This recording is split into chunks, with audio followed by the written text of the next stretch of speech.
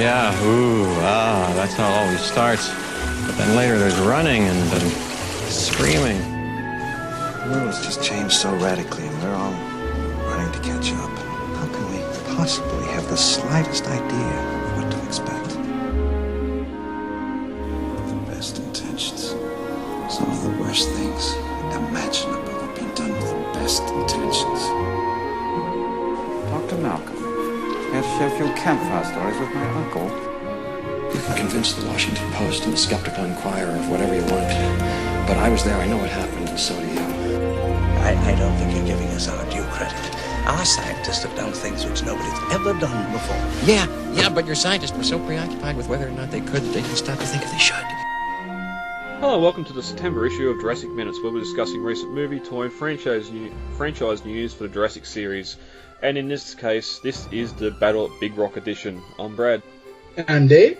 And on this episode, it's pretty much all going to be about the Battle at Big Rock. Plus, if there's anything else, we'll add it later on.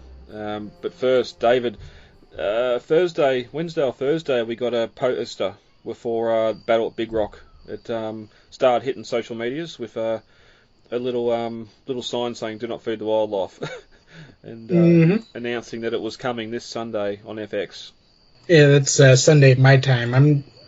Wouldn't that be Monday your time by that time? Because it's going to be airing prime time at the end of Jurassic World's airing on FX in the United States. Yeah, well, just going off your time zone, it'd be about lunchtime Monday here, so I'll be at work, unfortunately, so I won't get to see either way if it goes live, but they are saying it's going to go online after it airs, so hopefully it'll give everyone else that doesn't have access to FX a chance to see it. I have FX. I just really don't feel like watching a movie I've seen like 100 times just to watch the short. It's supposed to be uploaded online like exactly directly after it airs on television, so I can wait till the movie's over just to see it. I don't have to see it live. Plus, I want to screen cap the hell out of it and start getting articles up on Jurassicpedia. Yeah, exactly. It's sort of... We got, shortly after, or I think the Friday, we actually got a release from Colin and a bit of an interview there, so a lot of the stuff we're going to talk about with the posters sort of pretty much mute now, but it's referring to Big Rock National Park, which Colin is saying is about 20 miles from the Lockwood Estate, which is very interesting. It's completely fictional. I've been up and down every state park, every national park in the area. There is no Big Rock State Park. But it's funny because there was an interview posted today where Colin mentions that they filmed it in a redwood grove in Ireland. And I had no idea there even was a redwood grove in Ireland. I saw that. I'm like, wait a second, what redwood grove in Ireland? I thought there was only the sequoia and coastal redwood in California and the dawn redwood in China. So I started Googling. Apparently, it's the Giants Grove redwoods. It's like 1,000 trees outside of Dublin's, and they're planning on making it the largest redwood grove outside of the United States, which I think is really interesting because I'm like, well, that's unique. Yeah. Well, just before getting into the filming, I've heard word that there's a redwood grove here in one of my local state forests. It's only about 8 or 9 trees that someone planted a long time ago. Really? I'm definitely making it my mission now to find this grove of redwoods, because if they're growing here locally, then that's something I definitely need to see. But filming in Ireland, we knew back in January there was filming going on in Ireland, and I always assumed, because we always had Battle at Big Rock, there was no national park after, and I was assuming it was some sort of Pride Rock setup. There was some sort of landmark or rocky feature in Ireland that they were filming around, and the dinosaurs were there. But to have it actual filming in Ireland for a redwood forest that we know is in Eureka, maybe going to Eureka would give it away too much, but I was thinking that the same thing. Like Ireland, nobody expects you to film in a redwood grove in Ireland. I mean, like everybody goes to the redwoods and like, oh, Jurassic Park, you know? I mean, that's like a dead giveaway. That's exactly right. If we'd heard in January that they were filming in the Redwoods, without knowing anything else, then we instantly would have said sauna. There's something going on. We're going to get a short prequel here or something. Or even something post Fallen Kingdom, because all the dinosaurs ran off into the Redwoods. Exactly, yep.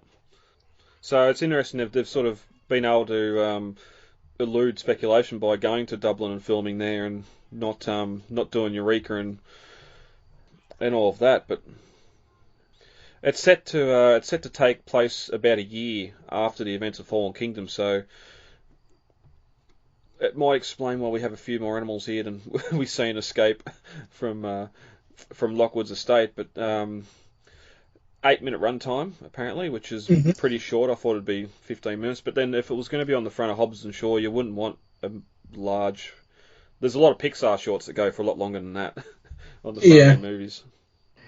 I mean, you can tell some great stories in 5 to 10 minutes. I've seen some great stories told in that time frame, but I mean, like you, I kind of expected 15, 20 minute long length, which would be closer to the kind of runtime block you get in a half-hour time block. But maybe that's just me being greedy. Yeah, and I suppose we can look at the plot too here. What's been announced is pretty much it's a family camping trip is going to turn into a fight for life and escape the dinosaurs that are settled in the local forest. So we know for the longest time Colin's been wanting to do that. That whole imagine a neighbourhood in that forest over there. Imagine if there's raptors or dinosaurs in there. You know they're there. It's just like a common occurrence now that the animals are in there. Don't go near it. Mm-hmm. I do find an interesting little sign next to the tree here. It's got the Jurassic logo, that T-Rex logo with the cross through it, i.e. Ghostbusters. But maybe the international sign for dinosaurs in the area is that Jurassic logo. It's like the Apple logo. You see the Apple logo, you know exactly what it means. You see that logo, you need. I doubt it's even movie related. Period. I think it's probably more that it's just for the marketing poster. You know. Okay. Well, that leads to they also see a shot of an RV being towed into the forest as well. So one of the behind the scenes shots here does show they seem to be inside some sort of RV or something along those. Although it almost looks like a building, but we could speculate a lot about it. It's going to come out in the next couple of days, so we can we'll definitely be reporting back and doing a full breakdown when it comes out. Interesting that both Colin and Emily Carmichael have worked on this. Colin directing, of course, and Emily wrote it, which they're both working on Jurassic World 3, and it's pretty much assumed this is going to tie straight into it, which seems a bit early since they haven't even started filming Jurassic World 3 yet. You'd think. Well, I can see it definitely coming back to theatres and being in front of Jurassic World 3 when it's released, just as that little jump back into the universe. I don't know. I mean, I'm thinking it's going to be more of a standalone thing. I doubt it's going to tie into Jurassic Park 3 at all, or Jurassic World 3 in any way, you know? Yeah. That's alright. We'll get to see it. Apparently there's a massive animatronic that brings us right into the action in it as well, so it's good to see that maybe some of the stuff they had left over from Fallen Kingdom, or maybe something new, is going to show up in the action here.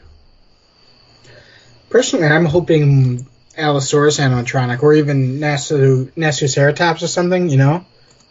Well, it'd be pretty easy to sort of let the animatronic Allosaurus, for instance, get swallowed up by most of the budget, because then they can easily reuse it on Jurassic World 3, which is only a year or two away, so...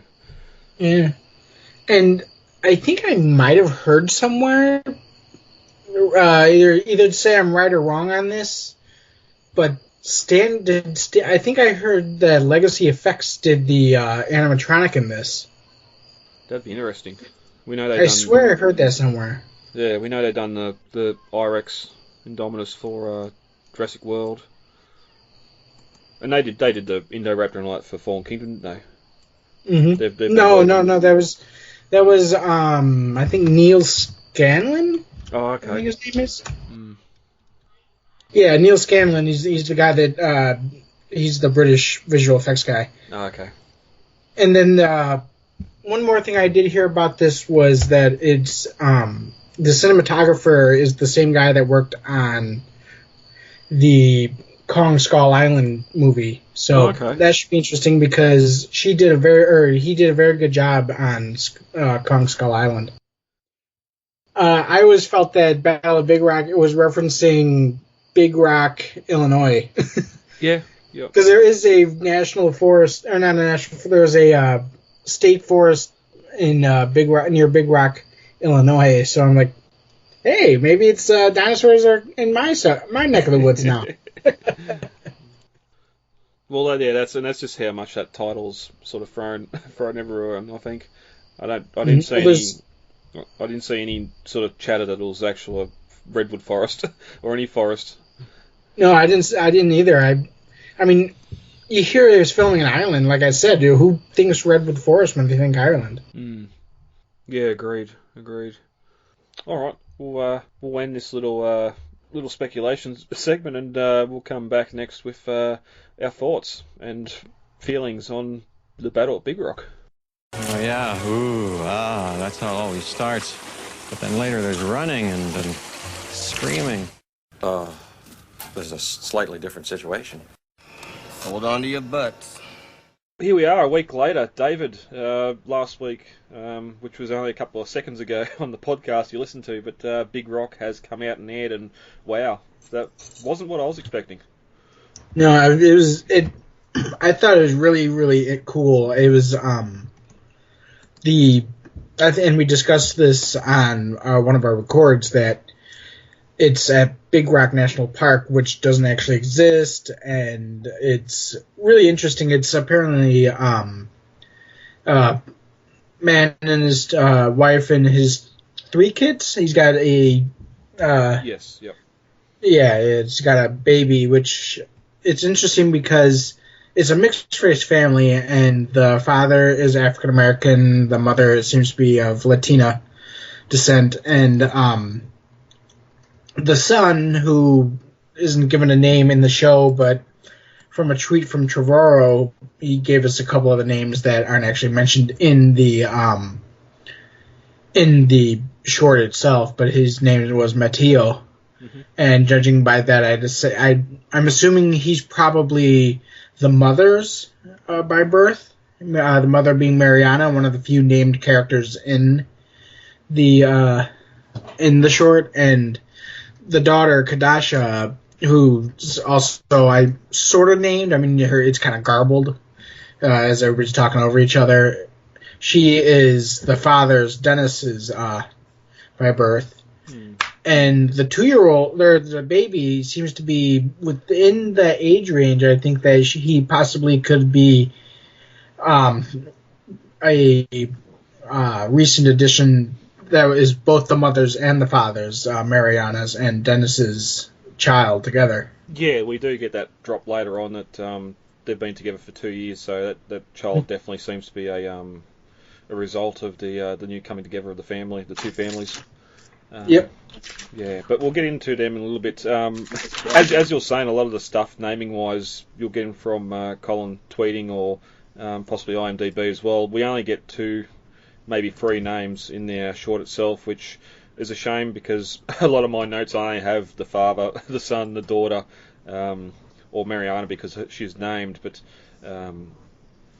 there could have been little bits of dialogue just to let us know who's who and that sort of thing. But then one of my other issues, and we'll get to it later on, we start breaking down the film itself, is unfortunately just the 8-minute runtime. They need to get a lot of dialogue in there to let us know what's happening, what's going on. A lot of the narration or play-by-play by the daughter, just that's a Necessaratops, or that's an Allosaurus, it's a carnivore, and just letting viewers know what's actually going on. But we'll get to that in a minute. You brought up the redwoods when we started, and we sort of only learnt this last month that the filming in Ireland was at the redwood grove there, and I think last record, me and you were both definitely excited to see the redwoods return to the franchise. Mm-hmm. And my biggest problem here is it's a night shot, but again, being at night, you can get some of that atmosphere. They've got the smoke or the flame, like smoke from the fire, and that drifting through the camp. Yeah. One thing I did like about the lighting, though, that I believe is Larry Fong, as I've mentioned. I think I may have mentioned in one of our previous records that it was Larry Fong who's doing the cinematography in this, and he worked on Kong Skull Island, And he seriously looked like he did his homework on this show, because I mean, the lighting, at least against the trailer, it is like this kind of bluish, whitish lighting that's very diffused and very soft, and it has a kind of a high contrast, and is like the exact same lighting that Dean Cundy, who worked on the original Jurassic Park as the cinematographer, did on two other movies he did, Halloween with John Carpenter and Halloween 2 in 1981. And it's the same kind of harsh contrast, but soft light with this bluish white tinge. And it's very, very good at creating this kind of moonlit kind of lighting glow on a textured kind of corrugated surface. Yeah, even later on in the film, we've got the abandoned Land Cruiser there, which we'll discuss when we get to it. But the fact it's got it's not the original headlights in that thing, and it's setting up a lot of lighting as well for that for the fight between the two, between it lighting the scene and the fire lighting the scene as well. You've been doing a lot of work, or a lot of the team over at Jurassic-Pedia.com have been doing a lot of work over these last few days and this last week. Pedia articles are up for the Lockwood Manor incident, the Big Rock National Park, and the it's Nasutoceratops, isn't it? Yeah. Yeah, and the Nasutoceratops. Have you got an Allosaurus one, or was that put up when Fallen Kingdom came out? Yeah, Allosaurus was put up for Fallen Kingdom, and we also got a couple characters up. The mother, Mariana, Kadasha, the daughter, and Greg, the guy that Kadasha borrowed the crossbow from for the finale. Chekhov's crossbow, we'll get to it. And just looking at some of the articles here too, and as a bit of a recap from the last record, we know this is set 1 year after the events of the Lockwood Estate incident, and we're about 20 miles from that area. Still being in the Redwoods here, I was going to ask the question, where is Lockwood's Manor situated in the US? We know it's Northern California. How far away from that Eureka and that sort of area is it? Is it further north, or? 5 miles from it's 5 miles from Oric, California, which also has a PD article. I kind of snuck that in because I visited it. I've been through it many times when I did my Redwoods trip earlier in May this year, and so it has like little cafes and little. It's a small town, very very small. It's 5 miles from Lockwood Manor, which doesn't actually exist, I should add. But it's the fictional like location, I should say. What's that? I should say the fictional location of Lockwood's Manor. Yeah, but Oric, California is actually an actual town in Northern California, like right in the heart of the Redwoods, and it's like it's very scenic, small town, less than 400 people live there. And Oric itself is kind of like dead center between Crescent City and Eureka, California, which are two larger towns within Northern California, about 42 miles between each. Mm-hmm. Yep. No, that's all right, because there's some questions later when they start discussing where other incidents that have happened and that I need some clarity on, and this sort of gives a lot more clarity of where things are in relation to each other. It's interesting because Kadasha does mention Mariana mentions the incident that happened north of Big Rock National Park, and I assumed that it was more like it was a separate part of a separate national park. Yeah. That it had occurred there, and it wasn't actually referring to the Lockwood Manor incident. No, I didn't think it was related to the Lockwood Manor incident at all. But it's just sort of if it's up north, then they've got to be further south of Lockwood, maybe. It could be, but there's kind of a very large swath of backwoods right there. That's some of it's taken up by. What was it called? I think it's Klamath National Forest or Klamath National Park. that's around there, and I got pictures of that when I went through there because one of the highways does cut through that area to get across the state east-west. Oh, okay. And I got into the redwoods over the mountains through there. Mm-hmm. Yep. All right.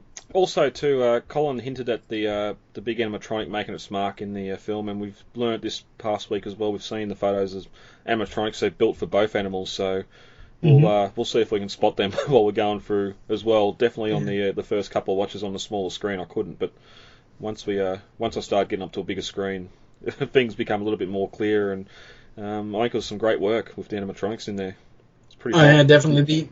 They were confirmed. They were produced by Legacy Effects, who did the animatronic in Jurassic World, and is basically the company made up of a bunch of ex-Stan Winston Studio employees. I think it was actually set up by Stan Winston's son. Can't recall his name at the moment, though. But yeah, they did some fantastic job. I just wish they had released the photos not in black and white, that we actually got to see those colors, you know? Yeah, exactly. And that's not. I wasn't going to talk about them on the Jurassic Minutes on their own, but just as the theme of the night would go, yesterday when I was out shopping, I found the Allosaur and the Pseudoceratops in my local store, so I picked them both up, and I've put some photos up online of those two out having their own little fights. But just the colours on the two animals, if the on-screen versions were coloured like this, it would have been real nice to see. But again, dark and black and white photos and animatronics sort of match what we see in the final film as well. Mm-hmm.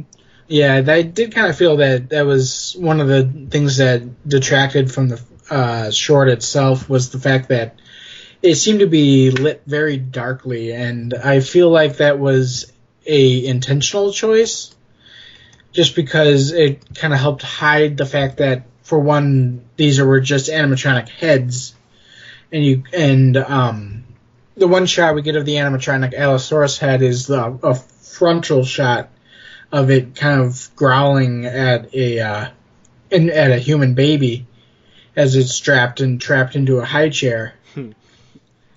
And so I think that having it lit darkly like that kind of hid the fact that they weren't full body animatronics, they were just the head sections. Yeah, and I think the other thing too, which we address, and it's no fault of the film itself, is just the fact that it's an 8-minute feature, so it's not going to have a very large budget. They needed to, as good as the CG looks in it, they're doing it at night time, let them sort of, not cut corners, but just hide a lot of the stuff. We do. Yeah. It does get pretty dark when we get in the trailer later on, and you can't see a lot of the Allosaurus, but I think for the budget they would have had, it definitely looks the part anyway. Mm-hmm. Oh yeah, they definitely did an excellent job with. It wasn't exactly like a huge budget, but it was kind of like a small. I wouldn't even call it a fan film, because I mean it was actually under the Universal logo, but at the same time, I mean it was much smaller budget than a full film, and even kind of a small budget even for a short, you know. Well, that's where the fandom continues to amaze me, because I've seen a lot of posts during the week of people saying, wow, that's a great fan film, and that not realising until talking in fan groups that it was actually a officially made product. Again, I suppose just not really having any named characters and that sort of thing would make it feel like that. We'll get to later on just the Friday the 13th sort of feel of people vanishing without a noise or stuff like that. When you haven't got a big cast, you're not going to show a lot of people. We do see some at the start here, but they disappear pretty quick. So yeah, all those Pedia articles are over at Jurassic-Pedia.com. Go check them out. I'll include them all in the show notes for this episode as well. So go there. Lockwood Incident, Battle at Big Rock, or Big Rock National Park. I'm guessing the Allosaur one would be updated with some of this new information as well. Mm-hmm. Definitely, yeah. Yep. So head over, check that out. Also on the run sheet, we've got JurassicVault.com have 128 screenshots up from the film as well, so you can check out the thumbnails there. And I've got a link to a YouTube video that we'll discuss a little bit later on, which just sort of shows you how delicate trailers are when they're in accidents, but I'll bring that up in a little bit more time. Dave, ready to get into the battle at Big Rock? Sure. Eyewitnesses say the Nasutoceratops had a baby. Police are investigating what the family claimed to be a near-death experience. Is this the new normal? This could be the first dinosaur born on U.S. soil. Turn now to a terrible tragedy caught on tape.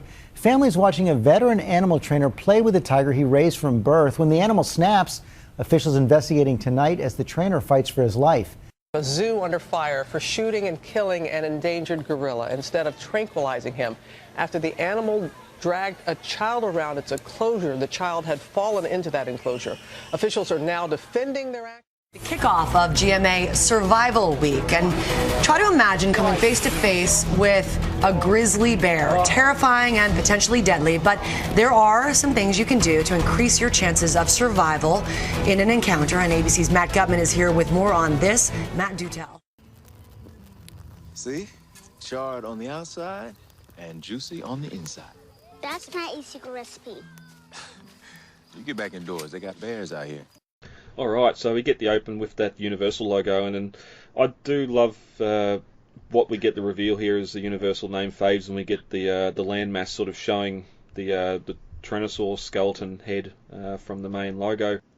Oh yeah, I definitely love that. Why couldn't that have been Jurassic World? And these next three films all had that as the intro logo with Universal, because it just says Jurassic World perfectly, where you got the globe there, and you got the Tyrannosaurus skull.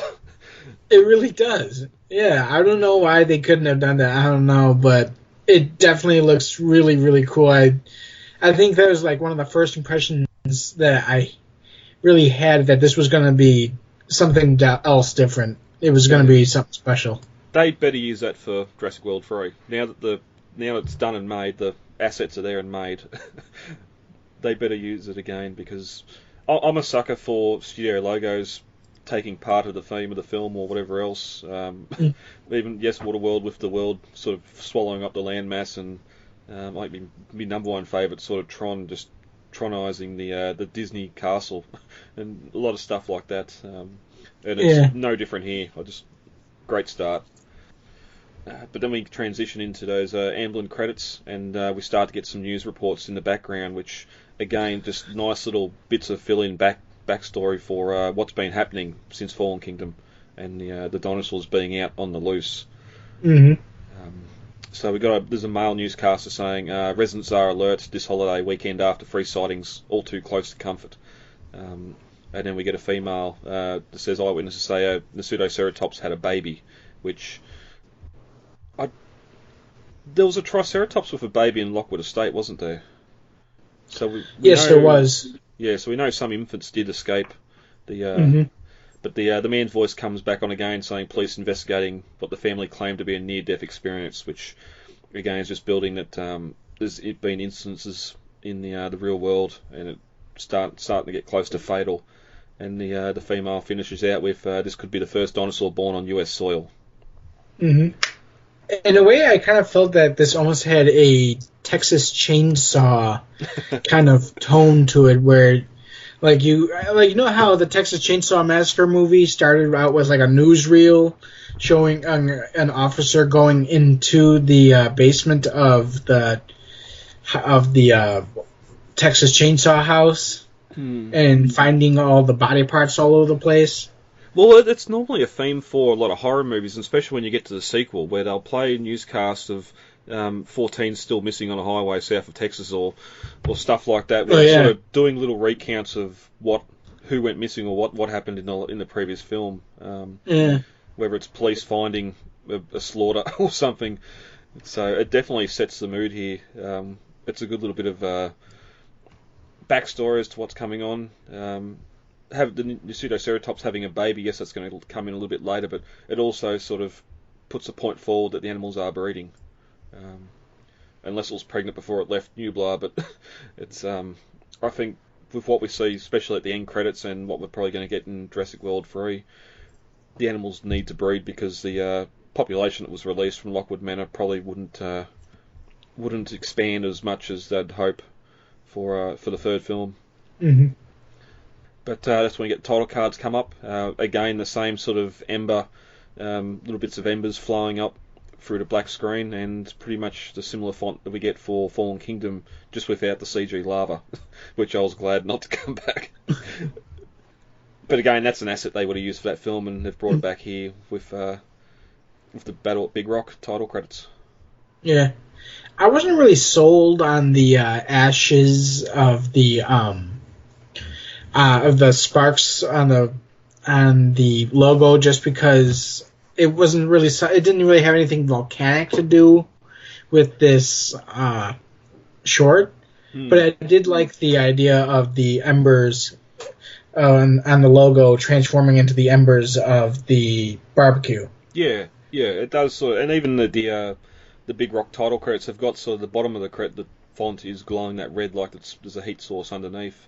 I don't think the Fallen Kingdom was exactly the same as that. It was only once the lava went through it sort of had the lava cracks through the logo, but yeah.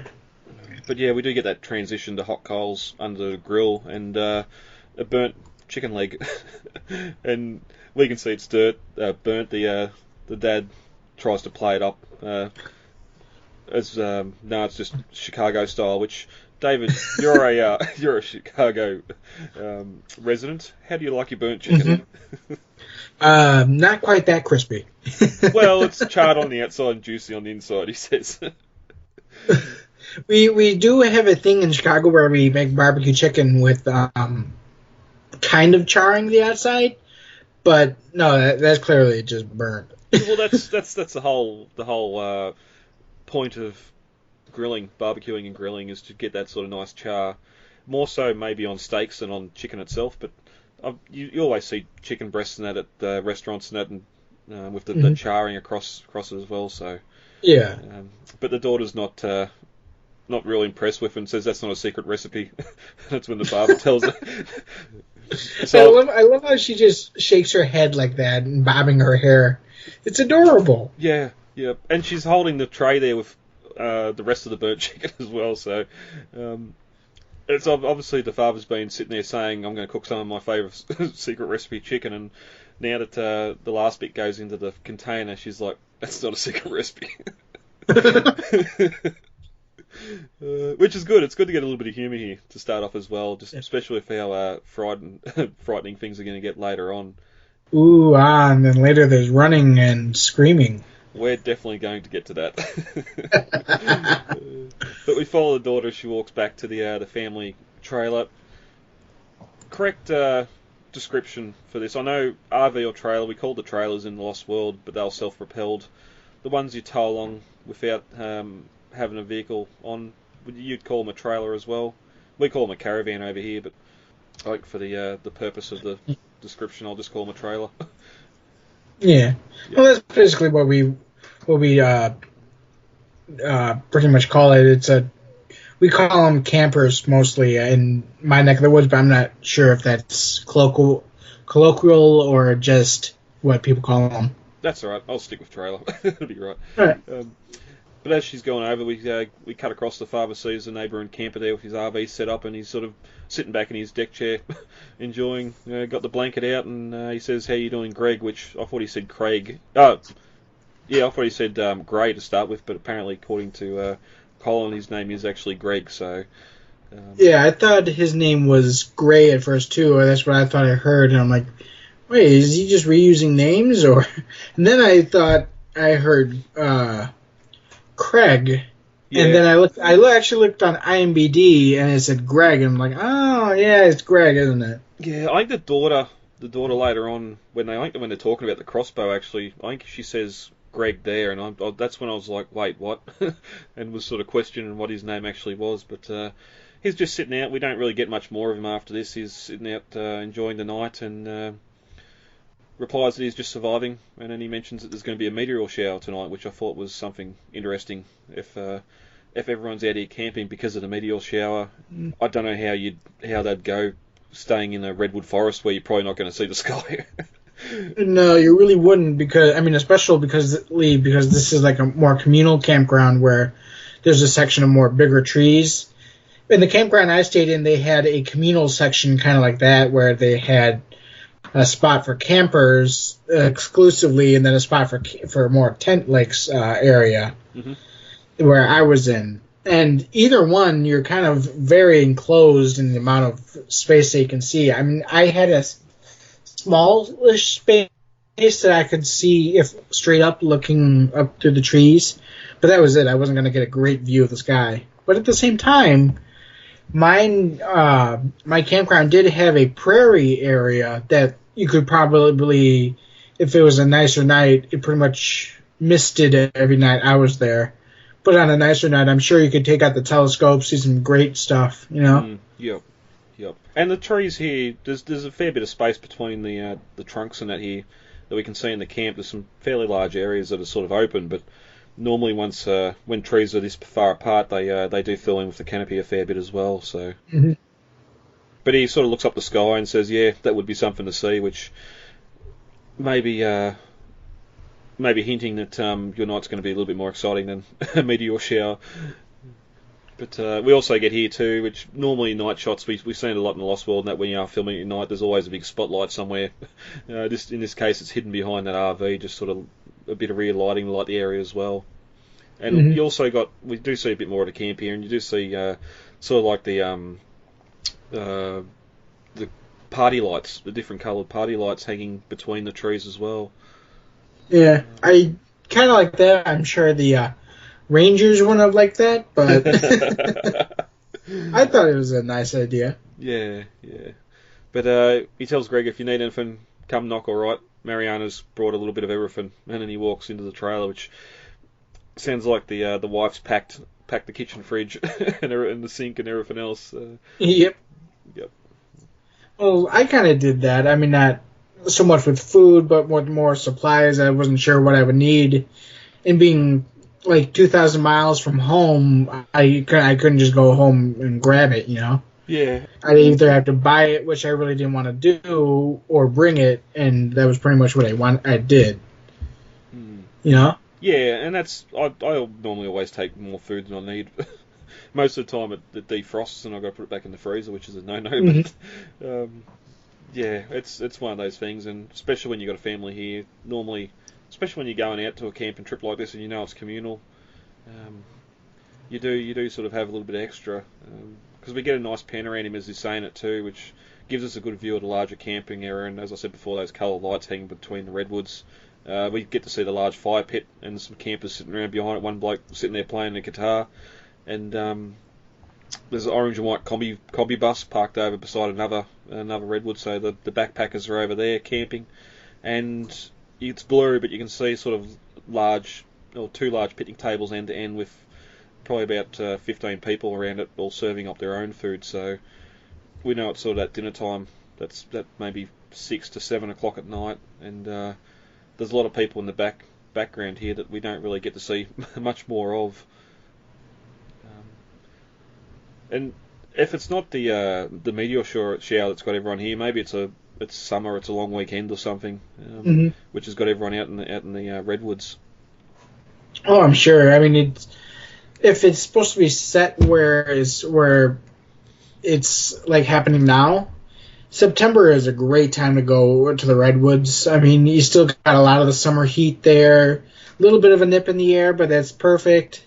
Yep. And September, you got a lot of fog too. You know, in the redwoods. That's when Spielberg filmed. Yeah, yep. And we do see it a little bit later when the animals are sort of fighting each other, and that maybe some of it's dust, but I do think some of it's sort of fog still lingering around as well as the sun's going down. But we go into the family trailer, and it's pretty chaotic. It reminds me a lot of the start of Home Alone, where you just got several different conversations going on. Poor Mariana's trying to get them all seated and food served at the same time, and the brother and daughter are at the table playing cards, trying to having some sort of attempt at a magic trick, but again they argue and fight. She throws the cards at him. Yeah. I like how she just looks straight at her dad and says he can't do magic. Which I wonder if it's the fact he can't do magic, or she's just saying, no, that's not my card, that's my card, just to prove, just to make it look like he can't do magic. Out of spite, maybe. that's when Mariana says, "Hey, we've been a family now for 2 years, and I'm very grateful that we all get to be here together now, right?" Which makes me wonder if the work relationship or something at home, maybe they're not at this home together all the time. If this is sort of a holiday they've gone around away on, and sort of savouring the fact that they're together.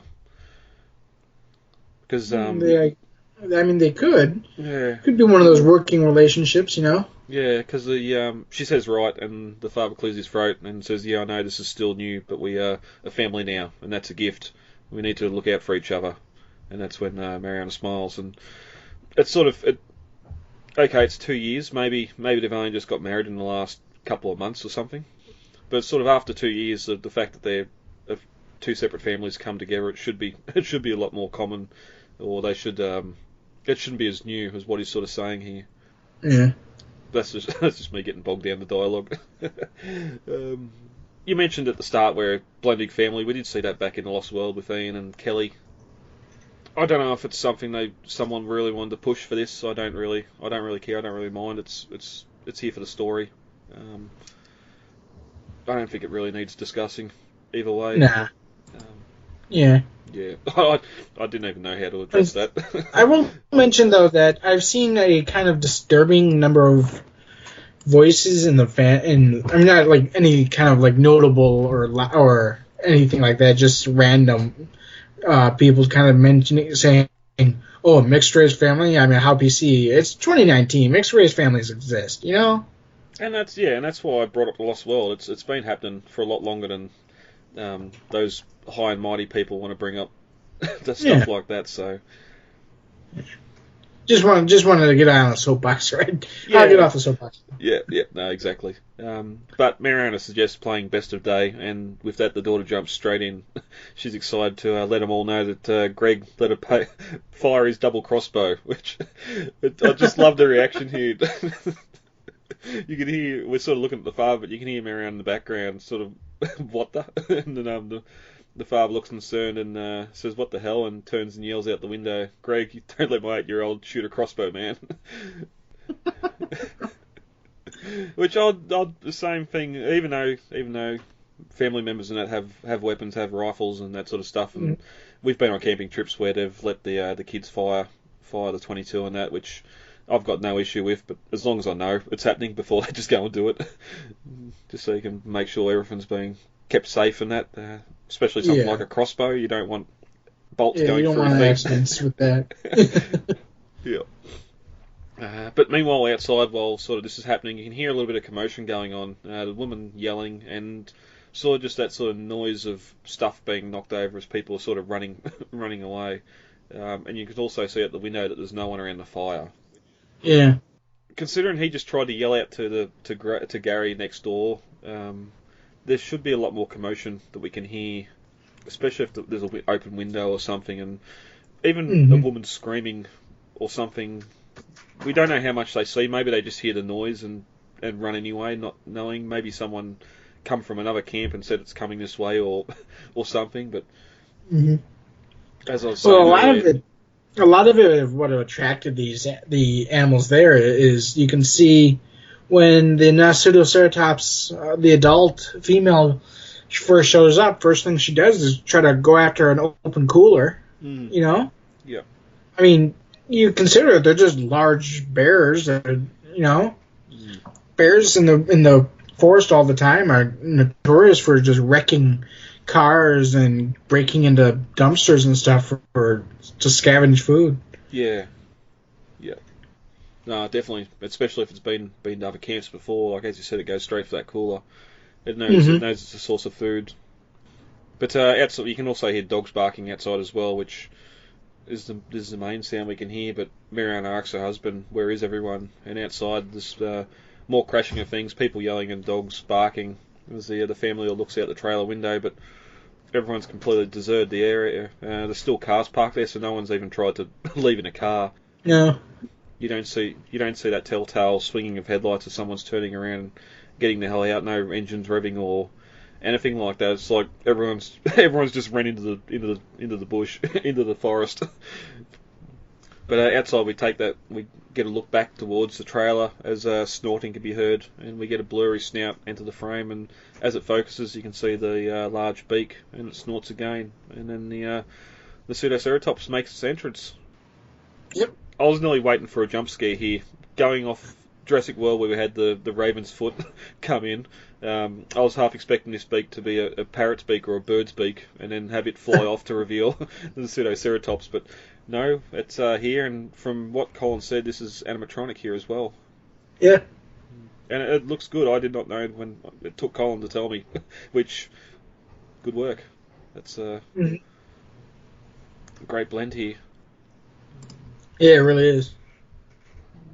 Mariana says, "Oh no," and turns off the lights above them, which is funny because she turns the light off and the fire sort of lights them brighter than what the lights were inside. But she continues, it's one of them, which maybe she's seen one of the news articles and that, or maybe she sees it's a dinosaur and is fearful of it. Well, she almost says it with a tone of contempt, like Yeah.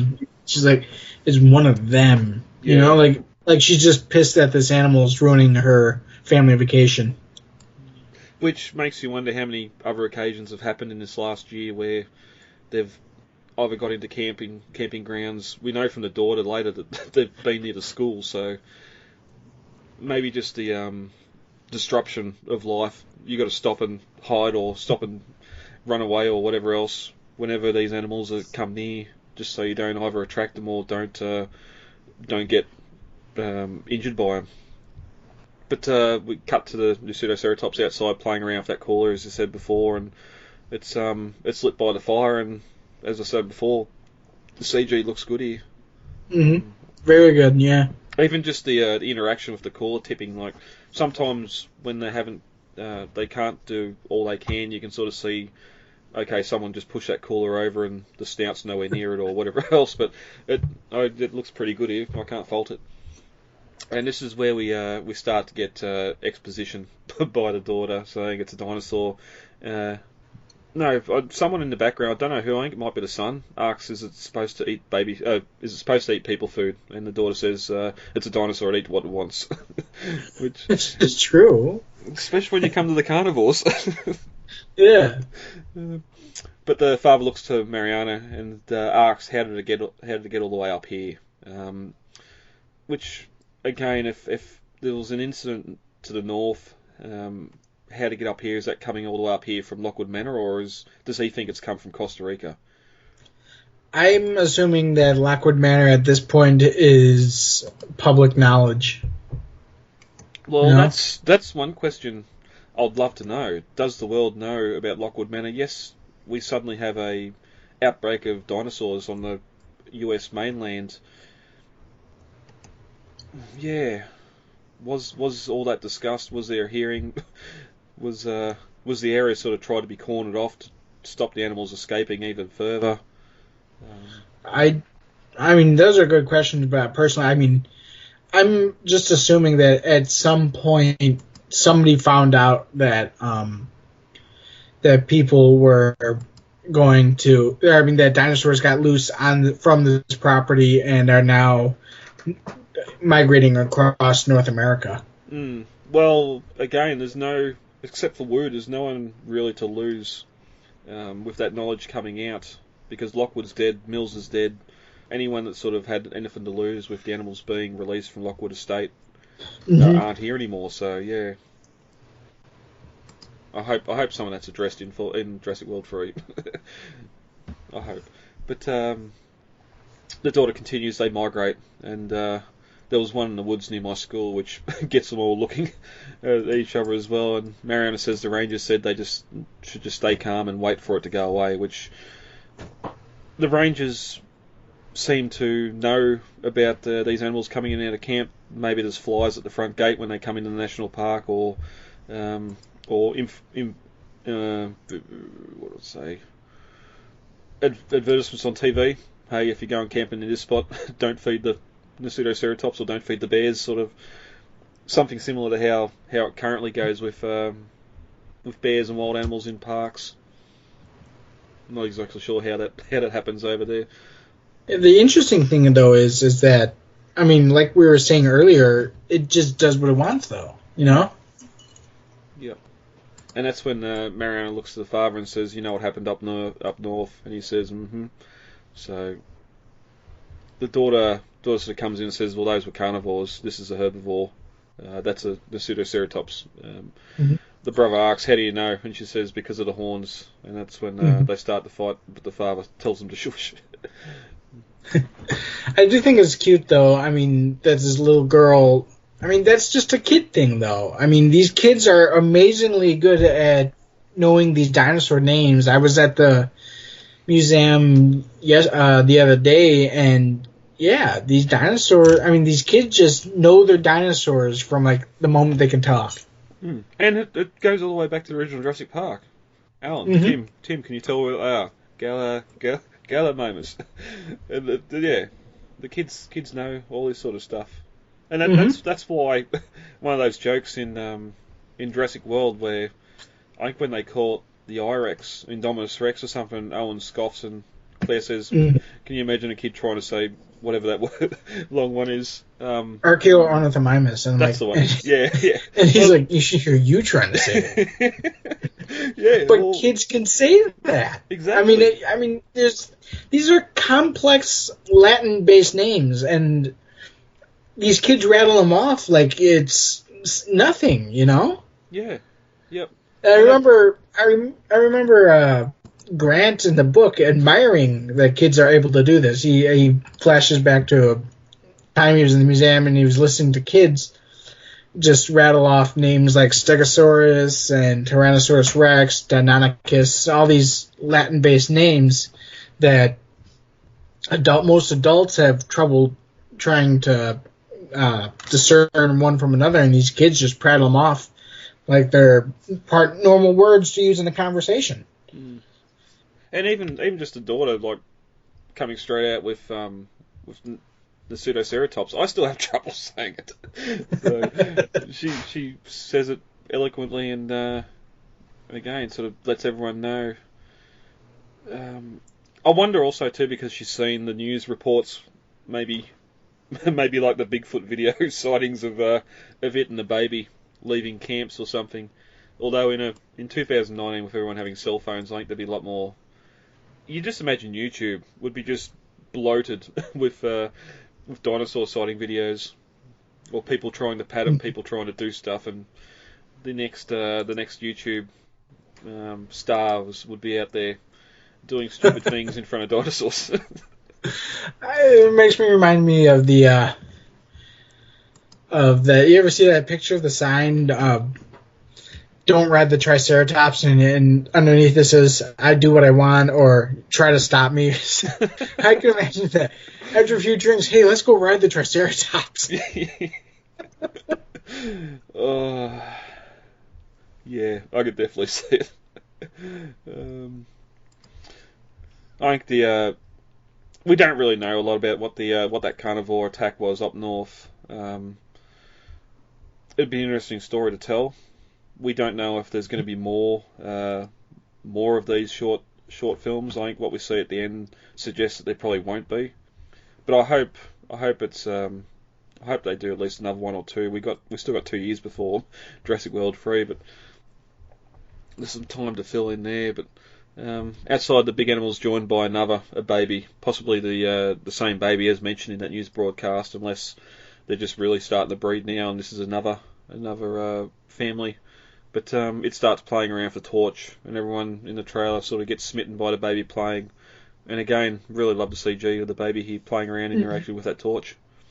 Yeah, the baby is really, and I like how it's designed too, because that wasn't originally leaked. We got a leaked file image of the CGI model of the Pseudoceratops and the Allosaurus. I want to say a month or two back, but the baby was a really nice, cute surprise, and like the family, I was happy to see the baby. Well, we never see enough infants. We got sort of the petting zoo in Jurassic World, and then the baby Triceratops in Fallen Kingdom. But it's always good when you see some of the younger ones as well, younger animals. And this is the classic, that's how it always starts, where they're just sitting here looking out the window, admiring these animals, not thinking anything's going to happen. And I do love how we get sort of a touch of that Jurassic World score here playing as well. We didn't really mention it on the opening credits, how we got the original Jurassic Park introduction score there playing as well. Yeah. Oh, yeah, I forgot to mention or we both forgot to mention that at the very beginning with the credits, we got that spooky Jurassic music, and I liked that part too. Yeah.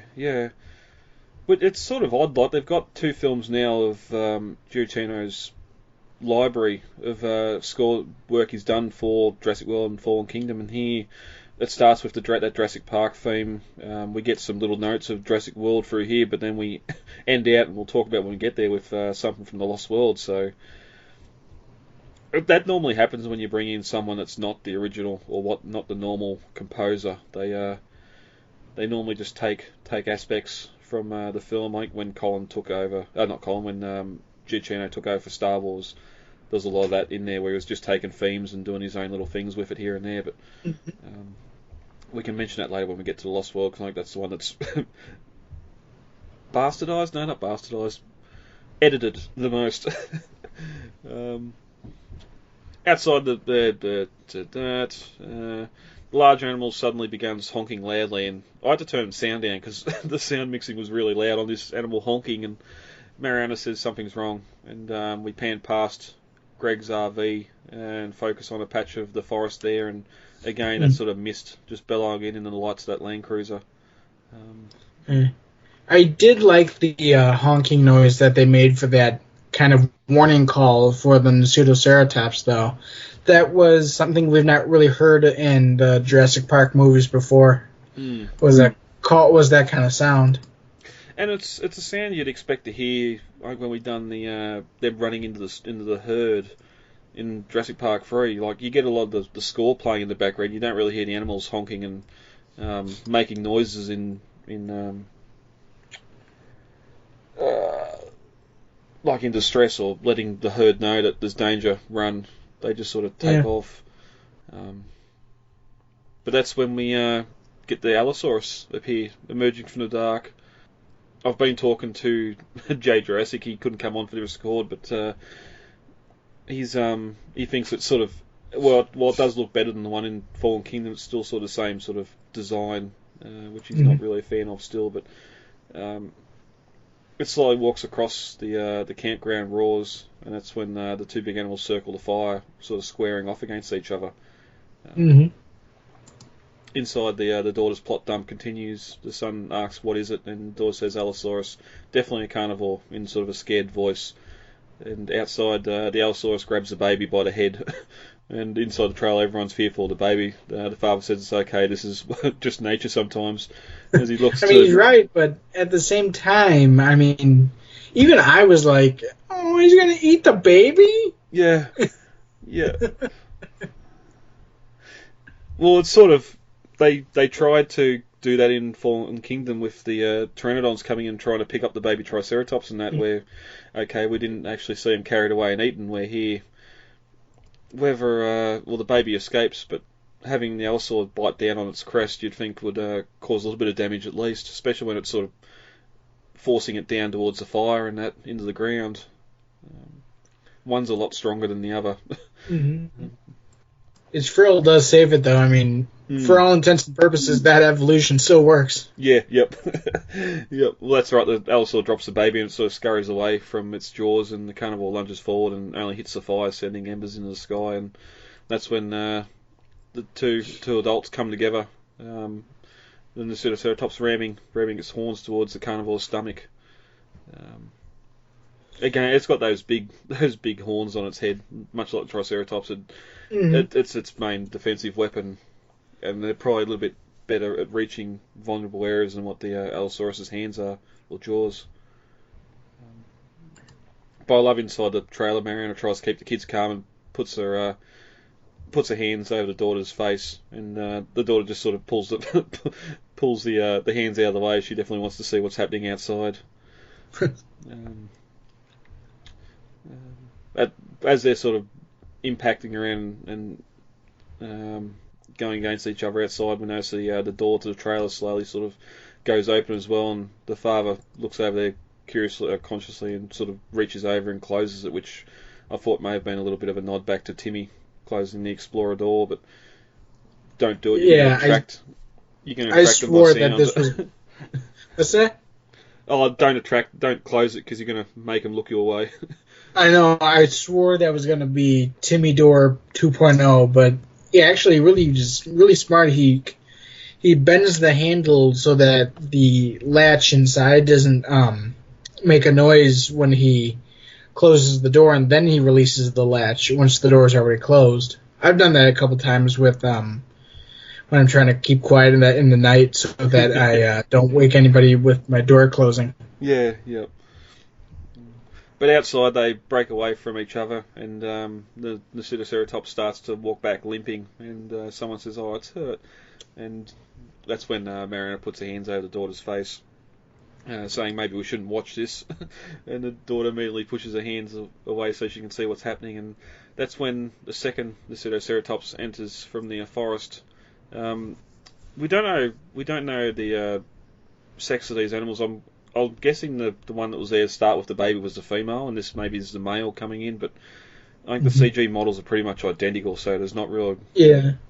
The one seems to be a bit bigger than the other, but yeah, I just when I wrote the article for the characters viewing the attacks, and I wrote it from the different characters' point of views, I kind of kept it ambiguous because I wasn't really sure either. Yeah. There should be some differences between the males, maybe bigger horns or something like that, but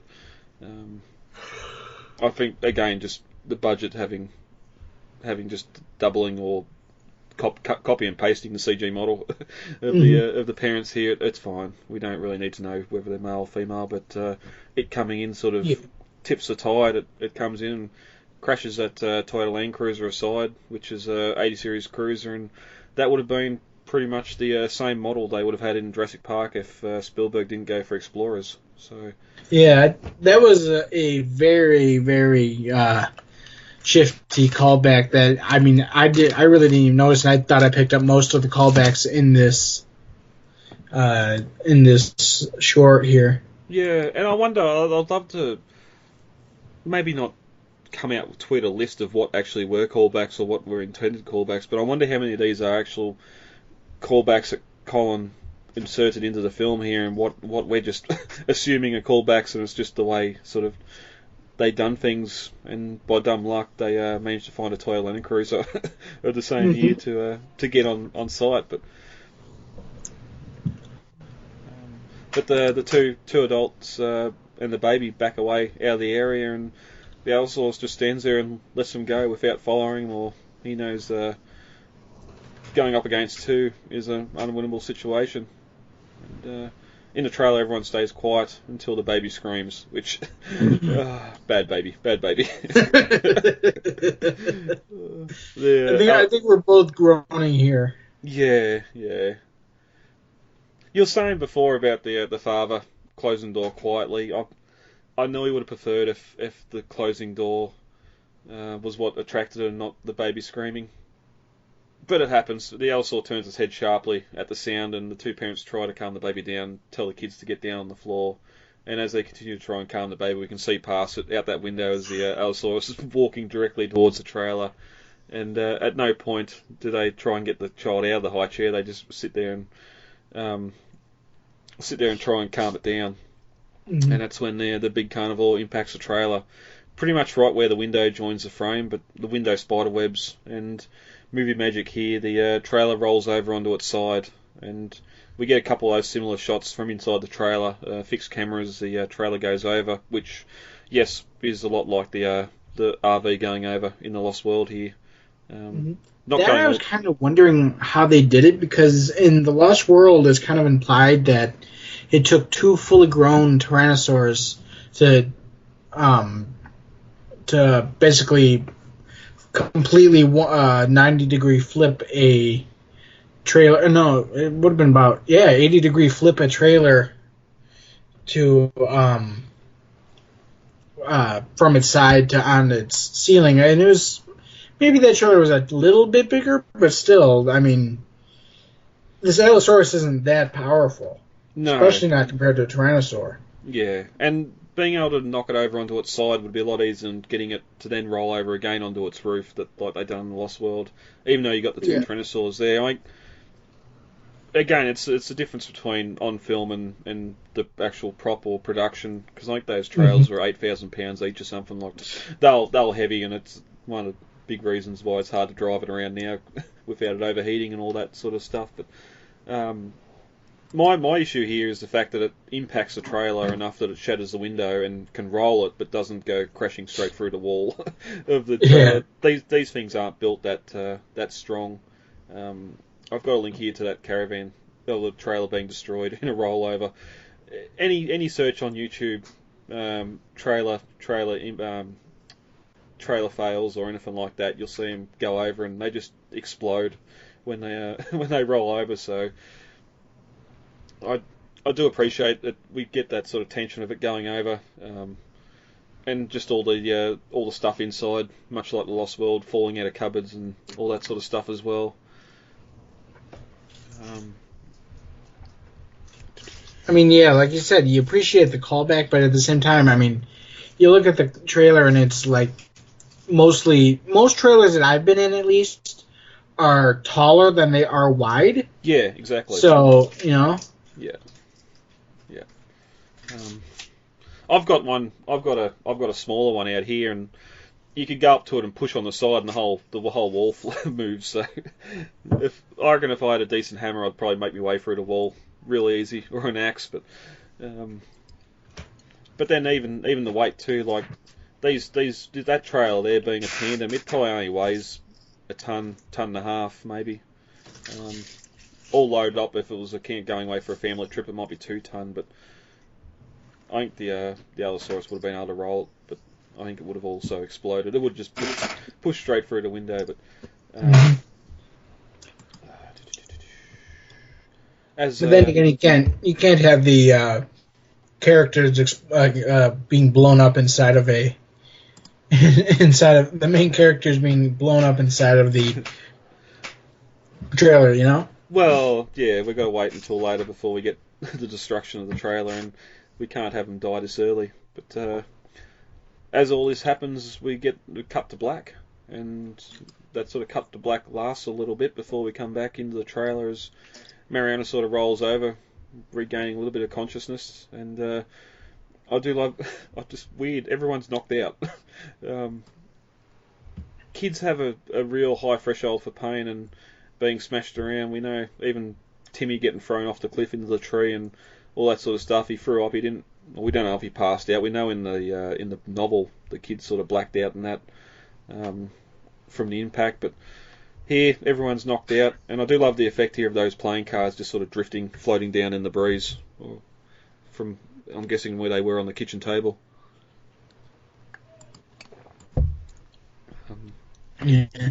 I kind of took, though, the impact of it flipping over on its sides and then onto its roof so suddenly that it kind of just shifted everybody around and conked them up on the heads, you know? Yeah. Well, especially when they weren't expecting it. Like, the two parents were sitting there trying to calm the child, and the kids were laying on the floor, so no one was expecting the impact. And it does look pretty violent. Like, I reckon there would have been stumped people in that rig when they rolled it over. But we pan forward and we can hear the baby crying and calling out for daddy.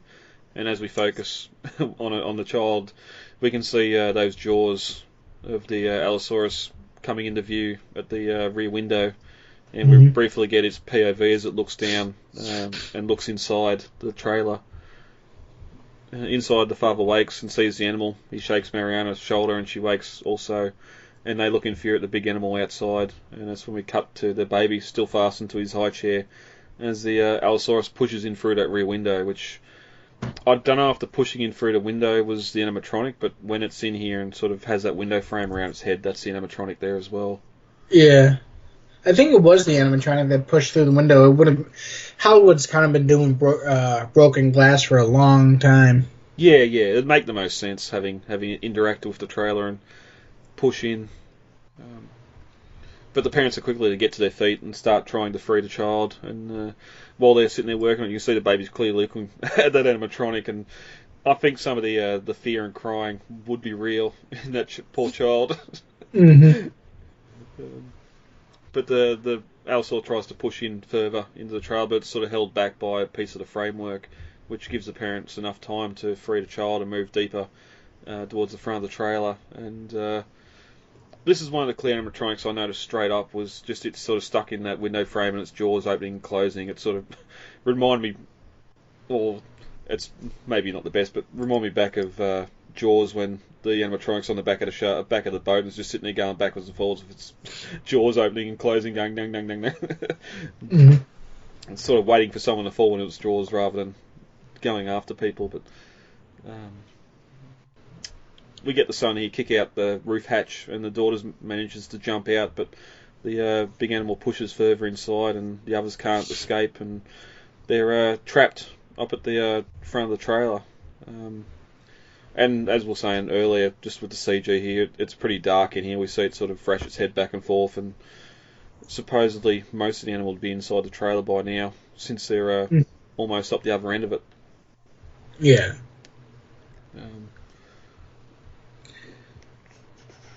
That's when the father sort of grabs a piece of metal off the trailer as it's falling apart and starts swinging it at the dinosaur,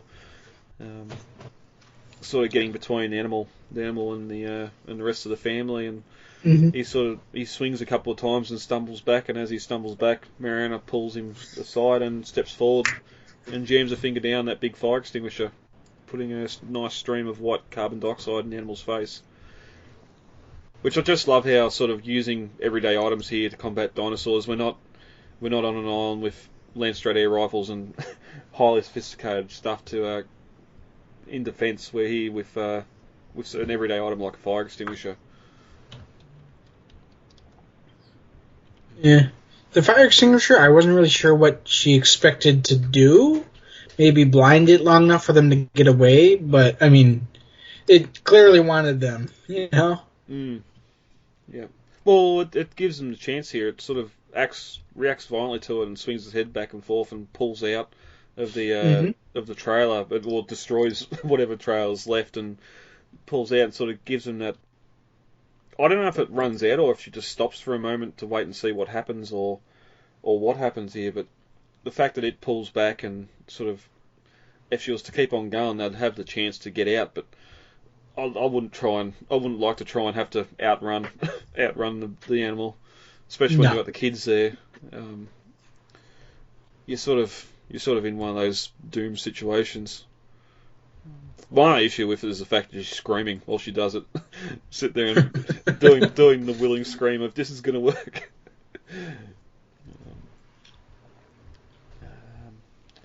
But yeah, whether it's empty or what, everyone's standing out in the open here, and the Allosaurus roars at the two parents, and we get that sort of shot back, reminiscing of the Tyrannosaur roaring in front of the volcano, or other such shots like that, where you get the carnivore roaring and the parents sort of holding their weapons up in self-defense in one last I believe that shot was a direct reference to one of the Harryhausen dinosaur movies, where you got a caveman, I think it was, trying to fend himself off from a dinosaur with a spear. Yep.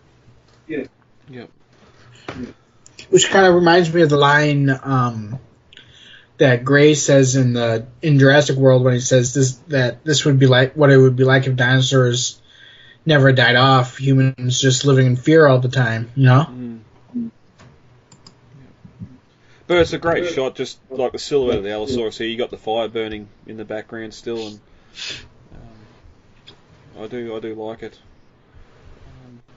But then, just as the animal's about to lunge forward, an arrow shoots forward and hits it just below the eye, and then a couple of seconds later, a second one impacts it just in front of the eye, and it sort of doesn't like it very much and swings its head around, and you can tell it's in pain when this happens. But the parents sit there and watch as the animal staggers away, kicking a bike into the fire as it leaves. Like, oh, you shot me, I'm going to destroy your bike. even though it was already stood on or trampled anyway. But this is sort of another thing I'd like to come out of a post-Jurassic World 2 is, I know here, and over there it'd be the same with bears and that in the wild. Animal rights activists and all that, and rangers and that, sort of condemning injured wildlife, hunters going out with bows and hitting animals, hunting and not necessarily killing the animal and finding the animal elsewhere, either wandering around with the arrow still hanging out of it.